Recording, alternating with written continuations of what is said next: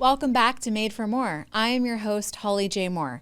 I am a divorce lawyer who is passionate about helping you to use the really difficult things in your life to grow and show up as the best version of yourself. Speaking of the best version of yourself, I am joined by the best producer in the world, Aaron Bender. The best version of myself as a producer. I don't show up like this very often. It's a terrible segue. I don't know why I have trouble sometimes with the terrible segue. I kind of have trouble too. I don't know. I'm worried about my job. Oh. Thankfully, we have a career coach on today, Chelsea J. And I'm really curious her thoughts on today's job market. I see on LinkedIn all the time all kinds of worry, all kinds of layoffs, and all kinds of work anniversaries as well. So I'm curious about, like, her finger is on the pulse. Yeah. What does she think about it? Well, actually, this might be a really interesting episode for you. This literally just dawned on me right now. Because you are the law firm's recruiter. Yes. Like, you are our in-house recruiter. Yes. So after we're done with the episode, I'm going to interview her on how I can be a better recruiter. Yes, that would be good. We are joined today by career coach Chelsea J. Chelsea, thank you so much for being on the show. Thank you for having me. I'm so excited for our conversation today. Likewise. So why don't we start off by you just telling us a little bit about what you do. Tell us about your work. Absolutely. So I am a career and leadership coach, and I work with mid-career professionals as well as executives who are looking to kind of get to that next level in their career. So for those who are mid-career, I help them land that more executive leadership role, be responsible for a team, and do all of the things, right, that leadership entails. And for those who are new to leadership roles, I help them with the foundational practices of leadership. So managing a team, doing those team building exercises, and creating a collaborative and positive and safe work culture. Okay. And what led you to start doing this work? Oh, good question. So I spent years in the corporate space in various industries and various titles as well. I've been a mid-level manager as well as an executive director. And during my time in that space, I was running into a lot of toxic work environments or just working for leaders who weren't the best leaders in the world. And I saw the damage that it did to my colleagues and other coworkers as well when it came to their lack of confidence, self-esteem, not being sure of themselves and knowing if they could do better or if they could leave. So I really started to coach the people that I was working with and that also worked for me, and they may have been under different leadership sources, and just really helping them build that confidence, self-esteem, learn self-advocacy skills so that they could move on and land the roles that they wanted in the environments that were healthy for them and allowed them to thrive. Okay. So I own a business. I own a law firm, and I think we have, I don't know, maybe 20, 25 employees. And so anytime somebody says like a toxic work environment, I'm always like, oh my gosh, I hope we don't have one of those. I don't think we do, but what is your definition of a toxic work environment? Well, first I have to commend you for saying, oh, when people say that, I actually think about that. So oh yeah, of course. Yes. Yes, that means you're self-aware. But the thing good. is, so many leaders are not self-aware. They're not open to feedback. They don't want to hear anything about their performance or how they're doing. So that's step number one. When you find a leader who does not want to hear feedback or anything about their performance, you might be working for a toxic leader. Okay. And, toxic, that definition varies from person to person, because what may be toxic for one person might not be for another person. So I always let people know, hey, figure out what works for you. So I'll tell you, for example, for myself, I don't work well with a micromanaging boss. Right? That doesn't work for me. And for some people, when they're working under that type of leadership, that can make them anxious, it can make them nervous, they can start to make mistakes on the job. And then just something more obvious when it comes to toxic, watch how your colleagues speak to each other and watch how management speaks to their employees as well. Are they constantly downgrading them? Are they calling them names? Are they embarrassing them in front of other people? Those are a few examples, the most common ones that I see in toxic workplaces. Okay. Now,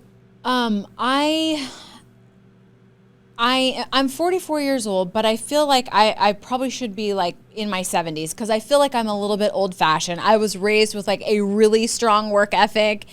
And, I think maybe there is a sentiment out there, and I can see why, that generations coming up, maybe they don't have the work ethic that older people maybe were raised with. Maybe they've become so sensitive. And it seems like people are very quick to call a work environment a toxic work environment. What is your response to that? Is that just my imagination, or is that really a thing where people are maybe, too quick to call something a toxic work environment when really it's just accountability? Oh, that's a loaded question. I could give you 5 different Those are the only answers. kinds of questions I ask. So buckle up. No, I'm kidding. I'm kidding. I love it. I love it. I love it. So first of all, I just want to say this. I think that the generations coming up are different in a sense of what they will tolerate and what they will stand for. So I will tell you for myself, I'm an older millennial, right? For myself growing up, I was taught to, you get one job, you stay at it, just keep working, your work will speak for itself. Right. Oh, if your boss treats you poorly, like you still got a job to do and you got to stick it out and make your money and go on. Well, the newer generation that's coming up, they're like, no, I actually don't have to be treated like trash at work. I don't have to be talked to like this, and I'm going to call it out. So I think there's a little mix of I commend them for calling it out. Mm-hmm. Yeah. Because so many professionals, so many mid-career and executive professionals that I work with who are older, they're in toxic work situations where their executive leaders are demeaning them, talking down to them, making them feel poorly about themselves. And when I say, have you brought it up?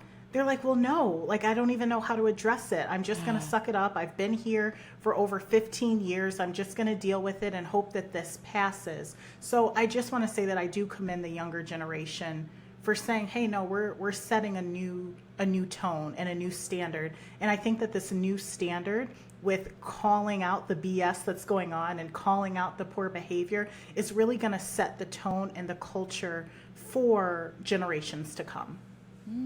Okay. I know in your work you talk about career fulfillment, right? Mm-hmm. And how that should actually be a priority. Can you speak a little bit about that? Absolutely. So when I first started my firm, I was working with a lot of mid-career professionals who came to me and they said, hey, Chelsea, I'm really burnt out. That spark is gone. I never really liked what I was doing, but I did it for the money, or because my family told me that I had to, or because I had to take this job to pay the bills, right? Yeah. And I strongly recommend, taking a job for money or for the status, that's not going to fulfill you. It might fulfill a small percentage of the population, but I always like to tell professionals, figure out what your values are and what makes you happy. Because at the end of the day, you are the one who has to clock in every single day. You're the one who has to deal with your team and with your boss every day. So you want to make sure that you are spending day in and day out doing work that's exciting, that challenges you, and that you look forward to, and that helps you to continuously grow so that you can stay marketable. So to me, that's the most important reason for working at a fulfilling job. So when I agree with you 100%, by the way, I actually feel so incredibly lucky and blessed that I love what I do and I feel like it's my purpose. And it's hard for me to imagine people that go to work every day and don't feel that. I think that would be really difficult. But I'm thinking about this in terms of we are in contact with a lot of people who are, let's just say, middle-aged and have been out of the work environment for a bit. They've maybe stayed home raising kids. Now they're going through a divorce. I'm a divorce lawyer. So now they're going through a divorce. Now they feel kind of forced to get back into the workplace, to make their own money, things like that. And I will ask them, well, what do you want to do? What do you and they don't know. They have no idea. And it feels very scary to them and it feels very overwhelming. So for people in that type of a situation, how do they find out what is going to be fulfilling to them? Right. So one of the things that I believe is that everyone knows what they want to do. Like deep down inside, it's tucked in there what you want to do. The truth is a lot of people are afraid to say it out loud. Because once you say things out loud, it holds you accountable and it opens you up for judgment as well. Because think about it, like when you're sitting down now, hopefully, well, I know I have a group of supportive friends and I'm sure you do too, but not everyone has that luxury. So sometimes, a professional will say something out loud and say, hey, I'm thinking about starting this business or changing careers. And what's the first thing that a lot of people do? What? That's going to be hard. That's going to take a lot of time. Are you really ready for that? Do you think you can do that? And that starts to plant seeds of doubt and people start to believe it. So what I like to do, especially as a career coach, is I like to create that safe space, that neutral space, because I don't have any buy-in. So I always say, in a perfect world, if there were no obstacles, no judgment, nothing, like you could just roll into a job today, what would that be? Yeah. And the answer, that's when we can start to create magic. Okay, this is what you want to do. Let's start to work towards that or a variation of that. There are so many things nowadays that you can do to make money. There's no career that I think is too out there or too ambitious. You can do it. You just need the support and a roadmap in order to get there. Right. Yes, absolutely. Okay, so let's just say now, they've figured out what they want to do. They had the guts to say it. How do they get over the fear of actually doing it? I always like to say that history is like, that's your best testimonial, right? We've all done hard things in the past. We've all come up against obstacles. We've made drastic changes in our lives. We've achieved goals. So I like to start with asking, hey, when's the last time you achieved a goal? And what was that like? Walk me through that, because I want you to remember that you can do the thing. There was once one thing that you couldn't do, but you did it. So that means you can do it again. So we need to just change that mindset and get in the mind frame to know this is just another hill that I have to climb, but I can do it. Yes. Okay. I love that. Now, Erin made these questions for me, and I rarely ask the questions that are actually on my note cards, but I'm going to ask this one because I said, Erin, did you write this question like for yourself? And the question is, where is that question? Oh, what do you tell people overcome by fear that they're going to get laid off or replaced? Oh, okay, that's a good one right there. So they are scared that they're going to get laid off or replaced. Yeah, or maybe fired or whatever. Yeah, I want to figure out where that fear is coming from. Who said that to you? Are there any type of signs that you're encountering at work? For example, are you receiving less work? Is your boss speaking to you less? Like, I want to get down to the nitty gritty and figure out, why is this even a fear?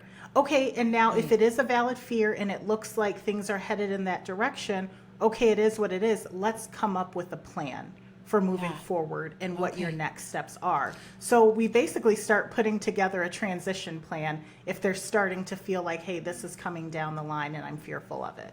Interesting. So what I find so interesting about this is because I don't have like direct contact with every single person on my staff all day long, but I hear things. And I know that it is a real fear that people have of getting fired. And to me, particularly in my organization, I find it just the craziest thing, because if somebody is getting fired, they will have had like 55 meetings with their supervisor. They will have had like even a transition plan within the firm. We will literally create a new position for them if they're a good person and they show up to work every day, and but maybe the seat that they're in is just not a good fit. Like we have created new positions in the firm. I mean, there's just like so much that goes on where we avoid firing somebody. But even then, and if the coworkers are speaking amongst themselves, like, you could talk to anybody in the firm that has like actually seen this happen. Well, so-and-so went from that department to this department, so-and-so, anyways, but they still have this fear. So I think it's so interesting.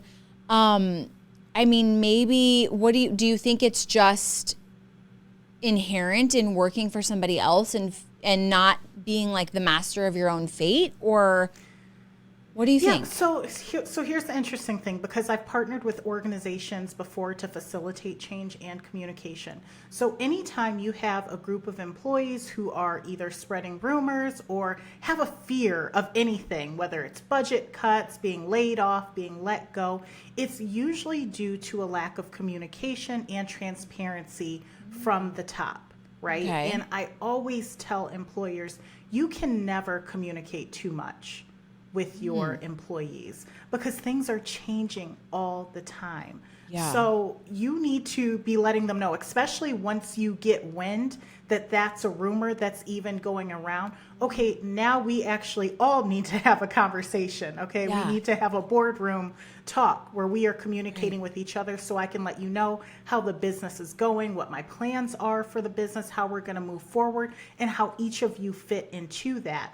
And from there, I would typically put together a consistent communication plan. So whether it's a memo or a newsletter that goes out on a regular basis, just to kind of decrease the amount of, I'm scared that this is going to happen. So I would say communication and transparency are key to avoiding that. Got it. Okay, great. Now I know you have a program called Transform to Triumph. I do. Tell us a little bit about that. Yes, that is one of my signature programs that I absolutely love. It's primarily geared towards career changers. So when someone is ready to say, hey, I'm burnt out of this industry, this type of role, I found a passion in this specific area, I want to make a move, I take them through all of the steps in order to make that move. And we start with, identifying what is it that you want to do? And is this a temporary passion? Does it align with your values and your natural capabilities and talents?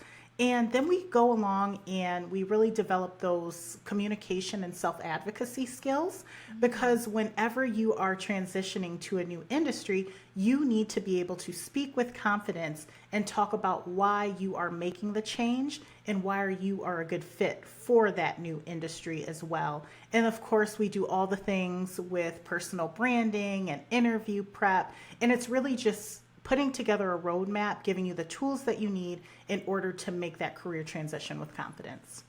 Got it. Okay.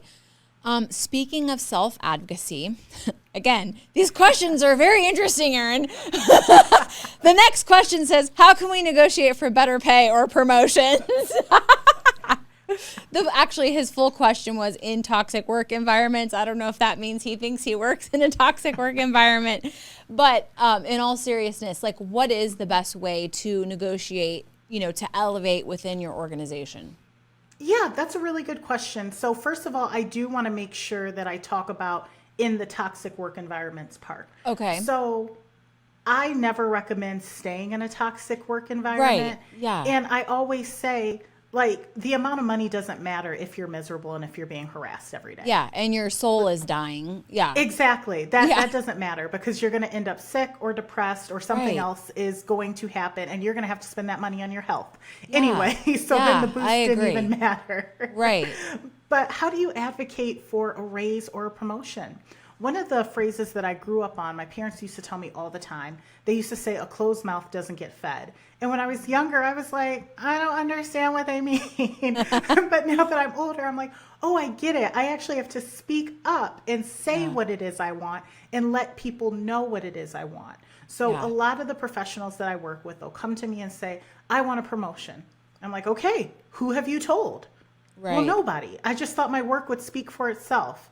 No, your work isn't going to speak for itself. You need to speak for yourself. So I always highly recommend, first of all, forming a strong relationship with your supervisor, because they are going to be your advocate against executive leadership when it comes to facilitating that ask and justifying that bump. So you need to get close with your supervisor.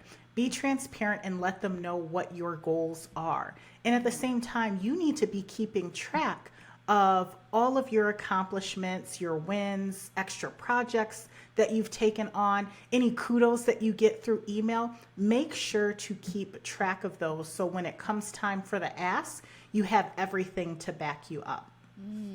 Okay. Now, my last question, and I don't know if this is within your wheelhouse or not, but what do you think we're going to see in the job market like in the next year? I'm asking for a friend myself. Because the job market has been tough for the last few years, like since COVID, the Great Resignation and all that. It's so difficult to find talent and to keep them, and of course, people are a business's biggest asset. But it's just really hard to find and retain them. So what are you seeing in the job market in like the next 12 to 18 months? Oh, that's a good question. We have had kind of a topsy-turvy year. I always say, if you're around back in 2008, it kind of reminds me of 2008. And honestly, we're at a point where there's a lot of great talent in the talent pool, almost too much, because we saw last year a lot of major companies went through downsizing, Right. cutting their budgets. So now we kind of have an oversaturated pool of talent. So there are a lot of amazingly talented, smart, and just ambitious and ready to work employees who are out there. But when it comes to actually finding them, a lot of businesses now have to adapt with the future, and the future is technology. So get on those platforms where your people are going to be. Throw up a blog post and, even have your people internally build your brand as well, whether they're singing your praises on LinkedIn, starting conversations on there. Like, your people internally are going to be your best recruiters. And then for the people who are actually out in the pool looking for talent, you got to start building those relationships, because that's how you're going to get into these organizations. You need someone to be able to vouch for you, because even nowadays, I always keep an eye on different job postings to see what's going on. Whenever a job is posted on LinkedIn, within the first hour, you have over 500 people who have applied to one job. So it's a different world out there. And in order to stand out, you need to make sure that you have an inside relationship and an inside advocate. Yeah. Relationships matter for sure. Yeah. Well, Chelsea, thank you so much for being here today. This has been great. Thank you so much. It was such a pleasure. Yes, likewise. I've got just a little bit more to say.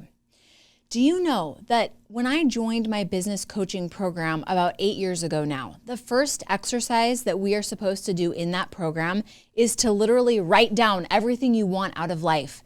And do you know that almost no one does that exercise? And I think it really goes back to what Chelsea was telling us, is we all know what we truly want deep down. We just are afraid to say it.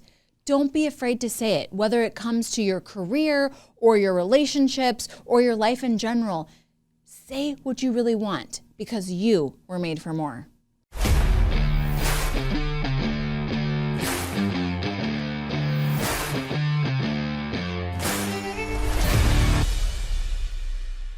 We're not made for more. We're made for enough, and that's it. We are not made for more.